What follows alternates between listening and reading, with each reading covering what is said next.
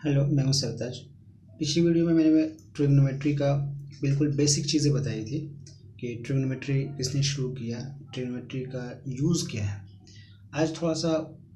आज भी बेसिक ही है, लेकिन थोड़ा सा उसे आगे देख लीजिएगा। कल मैंने आपको बताया था कि साइन, कॉस और एक और होता है टैन, ठीक है। ये सब बेसिकली है क्या, तो ये सब रेशियोज़ के नाम हैं। और ये किस तरह के रेशियोज़ के नाम है? साइन P/H, कॉस किस तरह के रेशियो का नाम है? B/H, और tan P/B का, ठीक है। ये इस तरह के रेशियोज़ हैं। आपको इसमें यूज़ होगा थीटा। थीटा बेसिकली क्या होता है? देखिए, थीटा एक कोई भी अननोन एंगल है। आपसे अगर कोई पूछ दे अननोन एंगल, जैसे कोई बच्चा आपसे पूछ दे कि आप हमेशा XYZ लिखते हैं, तो XYZ क्या है? तो XYZ एक वेरिएबल है। उसी तरह से थीटा यहाँ पे कोई एक एंगल है, और ये एंगल आपके क्लास में वेरी करेगा। 0 डिग्री से ज़्यादा होना चाहिए और 90 डिग्री से कम होना चाहिए। ये आपका एंगल इतना ही में वेरी करेगा। हालांकि एंगल इससे ज़्यादा भी होता है और इससे कम भी होता है, यानी कि एंगल नेगेटिव भी होता है, और एंगल मोर देन 360 भी होता है, ये भी आपको बता दें, ठीक है। तो थीटा बेसिकली क्या है? यहाँ पे कोई एंगल है, और जब पता नहीं होता है वो कितना है, तो उसे हम लोग आमतौर पे थीटा मानते हैं। जैसे कि अगर let the age of father be x year, तो एक्स ईयर जो आप यूज़ कर रहे हैं ना, तो एक्स ये अननोन एज, कहीं पे अननोन नंबर, कहीं पे अननोन रेशियो, तो उसी तरह से थीटा एक अननोन एंगल है। यहाँ पे देखिए, ये एक थीटा है जिसे हम लोग कह सकते हैं थीटा। कोई थीटा यहाँ भी ले सकता है, कोई यहाँ भी ले सकता है, कोई यहाँ भी ले सकता है। आप याद रखिए कि यहाँ पे थीटा हम लोग नहीं लेंगे। उसकी वजह क्या है? क्योंकि 90 डिग्री पे कोई भी थीटा हम लोग को पढ़ना ही नहीं है, ठीक है। तो साइन थीटा जब कहेंगे, तो देखिए, अब थीटा यहाँ भी है, तो यहाँ पे साइन थीटा वैलिड नहीं है, ठीक है। यहाँ पे साइन थीटा जो है वो वैलिड नहीं है, ठीक है। कहीं पे एक ही थीटा होगा तभी हम इसका वैल्यू निकाल पाएंगे। ये थीटा है, ठीक है। ये मान लेता हूँ मैं 3, ये है 4 और ये है 5। तो यहाँ पे साइन थीटा होगा, इस ट्रायंगल में साइन थीटा का वैल्यू हो जाएगा। अब परपेंडिकुलर, तो थीटा के सामने वाला परपेंडिकुलर होता है, यानी कि ये वाला आपका परपेंडिकुलर हो गया, तो ये हो गया 3 अपॉन हाइपोटेनस 5। हाइपोटेनस चेंज नहीं होगा। कॉस थीटा जब निकालेंगे, अगर ये थीटा लिख दिया तब, ठीक है, तो थीटा लिख दिया। कॉस थीटा क्या होगा? B/H, तो B क्या आएगा आपका? 4/5। P/H तो परपेंडिकुलर हो गया, परपेंडिकुलर बेस, ये आपका आंसर हुआ, ठीक है। अब देखिए, चूंकि जो ट्रिग्नोमेट्री है वो राइट एंगल ट्रायंगल में ही वैलिड है, इसलिए राइट एंगल ट्रायंगल में दो चीज़ें अब वैलिड हो गई, एक पाइथागोरस थ्योरम भी और ये जो अभी मैंने बताया वो भी, ठीक है। चलिए आइए देखते हैं नेक्स्ट। देखिए, अगर कोई एक राइट एंगल ट्रायंगल ऐसे दे दिया है, ठीक है, और यहाँ पे दिया हुआ है ये है 10, ये है 10 और ये है 12, ठीक है। तो ये आप निकाल सकते हैं कैसे? पाइथागोरस यूज़ करके। अभी सपोज कर लिए A, B एंड C है, तो लिखेंगे AC², रिपीट हो रहा है, AC² is equal to AB² plus BC², ठीक है। ये पाइथागोरस थ्योरम है। पाइथागोरस थ्योरम यही कहता है हाइपोटेनस के स्क्वायर अदर टू साइड्स के स्क्वायर के सम के बराबर होता है। AC मुझे नहीं पता, लेकिन AB पता है। AB कितना है? 12, तो यहाँ पे कर दिए 12 का स्क्वायर। BC है 10, तो यहाँ पे कर दिया 10 का स्क्वायर। 12 का स्क्वायर होता है 144 प्लस 10 का स्क्वायर हो गया 100, दोनों को ऐड कर दिया तो हो गया 244। तो AC की वैल्यू हो गई √A, ये आपका वैल्यू हो गया। अब इसमें से कोई सा भी थीटा ले ले, सपोज थीटा मेरा ये है, तो सारे थीटा यहाँ पे निकल आएंगे, ठीक है। कभी कभी आप एक्सरसाइज 8.1 में आप देखिएगा, एक्सरसाइज 8.1, ये हम बात कर रहे हैं एनसीईआरटी की, ठीक है ना, एनसीईआरटी, ठीक है। तो एनसीईआरटी 8.1 देखिएगा तो बहुत आसान क्वेश्चन दिया हुआ है, एक मैं आपको बता देता हूँ। यहाँ पे एक ट्रायंगल इस तरह से दिया हुआ है, ये लिखा हुआ है 13, ये लिखा हुआ है 12, ये पता नहीं है, ये आपको नहीं पता, P Q R, P Q R, ठीक है। तो यहाँ पे बहुत आसान है, क्यू आर पहले निकाल लीजिए ताकि उसके बाद ही आपको कुछ आप निकाल पाएंगे।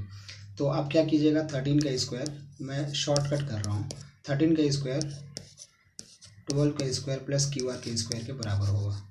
चूँकि क्यू आर की वैल्यू नहीं दी हुई तो मैंने क्यू आर ही ले लिया। अब ये 13 का स्क्वायर माइनस 12 का square is equal to Q R square, तो Q R square is equal to 13 का स्क्वायर माइनस 12 का स्क्वायर हो जाएगा 25।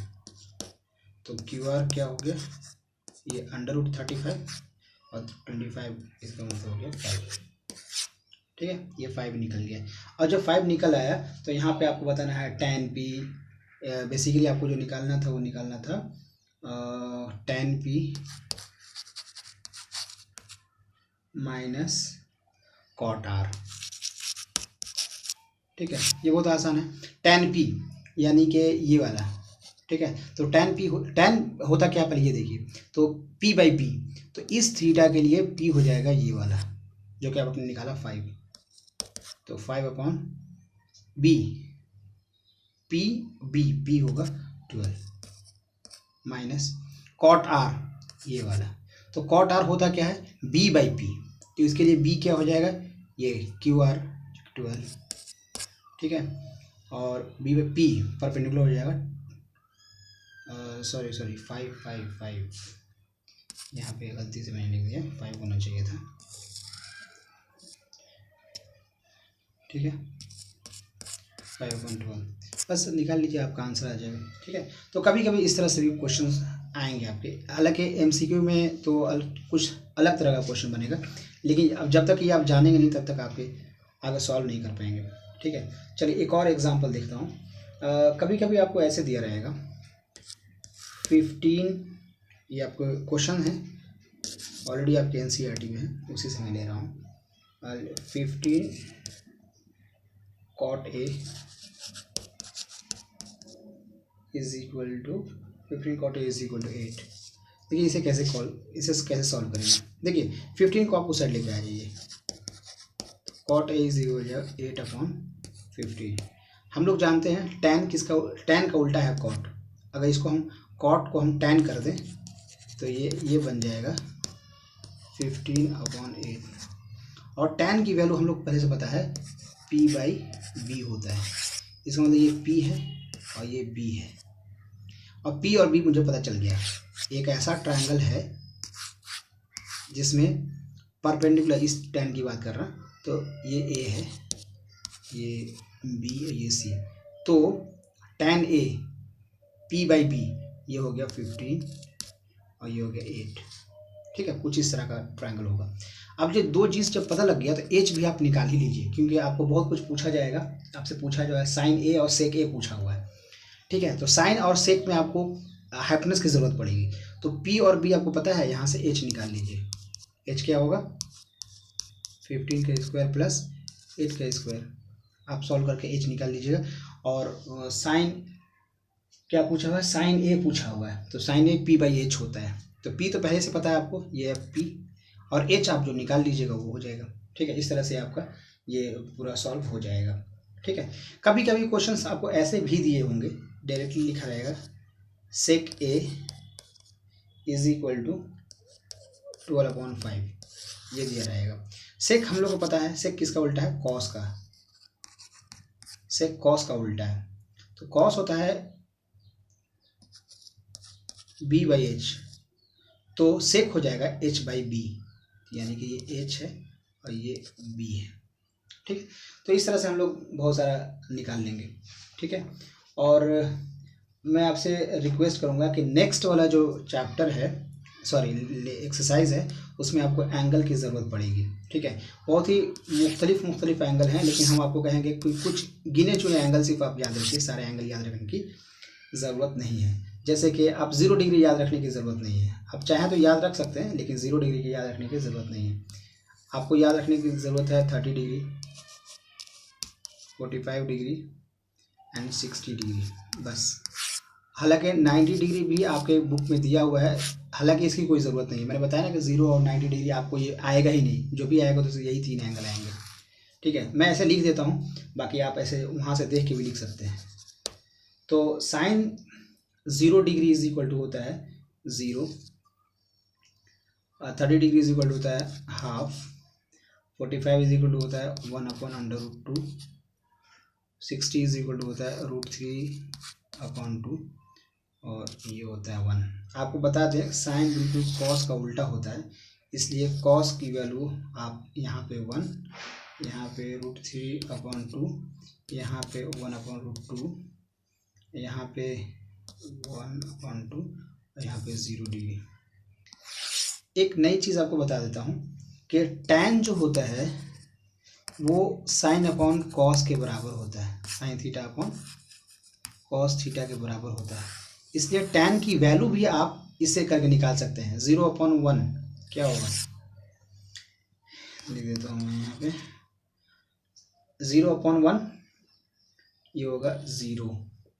ठीक है, उसी तरह से 1/2, देखिए 1/2 और ये है √3/2, तो उधर 2 को ऊपर लेके जाएंगे, √3 को नीचे लेके आएगा, ये कैंसिल, तो ये 1/√3। उसी तरह से यहाँ पे 1/√2 डिवाइड बाई 1/√2 कैंसिल होकर के 1, यहाँ पे आप डिवाइड करने की कोशिश कीजिए तो ये आएगा √3। आप ऐसे करके देख लीजिएगा। और यहाँ पे 1/0 याद रखिएगा, 0/समथिंग ये वैल्यू 0 देगा, लेकिन 1/0 ये कैन नॉट, मतलब ये डिफाइन नहीं होता है ना, नॉट डिफाइंड है ना, तो ये हो जाएगा एन डी का मतलब नॉट डिफाइंड। ठीक है, तो ये बिल्कुल बेसिक चीज़ है। अब उसी तरह से अगर आपको साइन की वैल्यू है ये सब, अगर मैं साइन का उल्टा पूछ दूँ कॉसेक, तो यहाँ पे 0 है ना ये, यहाँ पे आपको 0/1 और 1/0 ऐसे करना होगा। जैसे मैं आपको पूछ दूं कि साइन का उल्टा होता है कॉसेक, कॉसेक 30 कितना होगा, तो साइन 30 होता है 1/2, तो कॉसेक 30 हो जाएगा 2। क्यों, ये देख लीजिए, देखिए मैं समझा देता हूँ यहाँ पे। देखिए सॉरी, साइन 30 डिग्री ये होता है 1/2। ठीक है, और साइन का उल्टा होता है कॉसेक, तो कॉसेक 30 इज इक्वल टू हो जाएगा 2/1। ऐसे वैल्यू हम सबका निकाल सकते हैं। साइन 30, साइन 45 का वैल्यू होता है 1/√2, तो कॉसेक 45 का वैल्यू होगा √2/1। ठीक है, इस तरह से आप सबका उल्टा भी निकाल सकते हैं, लेकिन याद रखिएगा कॉसेक 0 की वैल्यू जब निकालेंगे तो यहाँ पे 0/1 है, 1/0 करेंगे तो एन डी यानी नॉट डिफाइन आ जाएगा। ठीक है, तो खाली उसकी वैल्यू शायद आपसे आपने ना पूछे, बहुत ही कम आता है, इसलिए आप इन तीनों का वैल्यू लेके आपको याद रखना होगा।